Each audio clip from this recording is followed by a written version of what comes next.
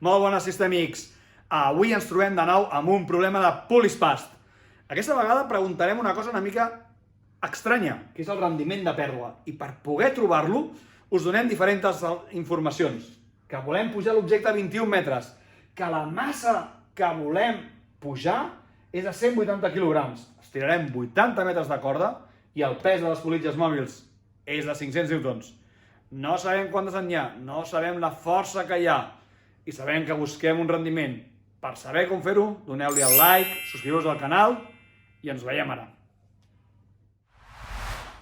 Molt bé, per resoldre aquest problema en el que ens demanen aquest rendiment de pèrdua, hem de pensar què és el rendiment de pèrdua, perquè si no exactament no sabrem què estem buscant.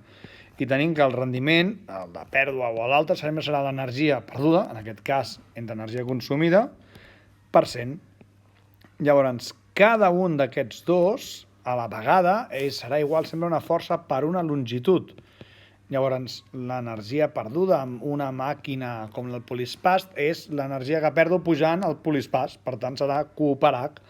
En canvi, l'energia consumida serà justament aquesta força pels metres de corda que estirem, perquè jo aconseguiré pujar aquest polispast i, òbviament, la R cap amunt, arrossegant o tirant més metres de corda dels que pugen. Per això tenim aquest equilibri i per això fem menys força, perquè gastem la mateixa quantitat d'energia, o una mica més. Llavors, si fem això, què ens donem compte? Si jo vaig a buscar amb alegria, veig que tenim la Q, la H i la Q, i en canvi la força ens queda, i això és el que anomenem és una incògnita oculta. És d'aquelles coses que necessitem esbrinar què val per saber i poder donar la solució. Llavors, quina fórmula té el polispast? El polispast sabem que és R més Q partit entre N.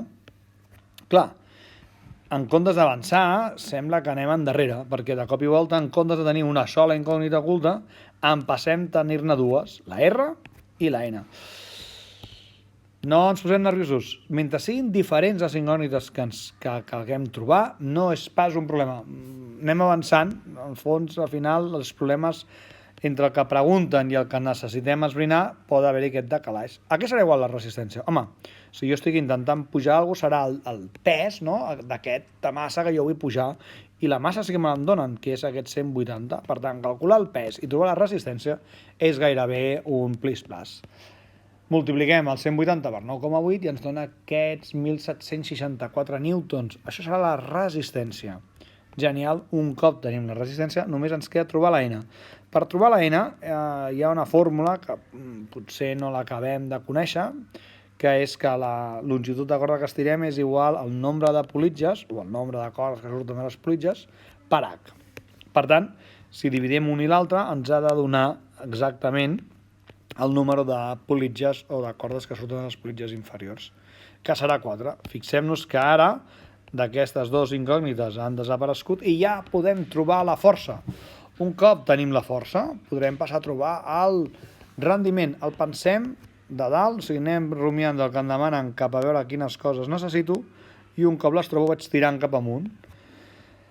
Senzillament fem la suma, dividim per 4 i això ens dona que són 566 newtons de força. Genial. Un cop tinc la força, fixem-nos que ja podrem trobar aquesta energia consumida i, per tant, el nostre rendiment, perquè això ja serà conegut.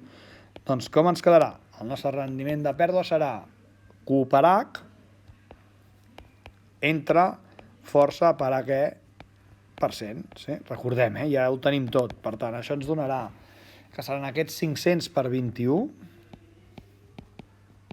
partit entre 566 per 84.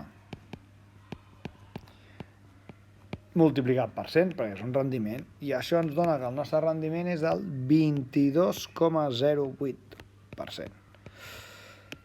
I amb això hem resolt el nostre problema. Bé, ja hem vist que per resoldre aquest problema en el que buscàvem aquest rendiment de pèrdua, en realitat el que havíem de trobar justament era aquesta força. Aquesta era la nostra incògnita oculta. I trobar aquesta força ha estat una mica laboriós, perquè hem hagut d'anar a buscar, aplicar la fórmula del polispast i ens hem donat compte que ens faltava la N. I la resistència, dues dades de 3 que necessitem. Una l'hem trobat ràpidament amb el pes, ja és un clàssic, no és cap problema, i la de n l'hem trobat amb la fórmula de longitud de corda estirada és igual a n per h. Això ens ha donat que era 4, ens ha donat que eren 1.764 newtons i hem pogut trobar la força. I un cop teníem la força i com ja ens donava la Q i l'alçada, hem pogut trobar cada una de les energies, l'energia de pèrdua i l'energia que consumim. Amb tot això, hem retornat el nostre rendiment, que sempre serà, en aquest cas de pèrdua, energia perduda entre energia consumida per cent, i ens ha acabat donant aquest 22,08%. Ja sabeu, ja heu vist, la qüestió és trobar els algoritmes que ens permet resoldre el problema. Així que sempre calma, i com deia el mestre, siempre hipotenusa, nunca cateto.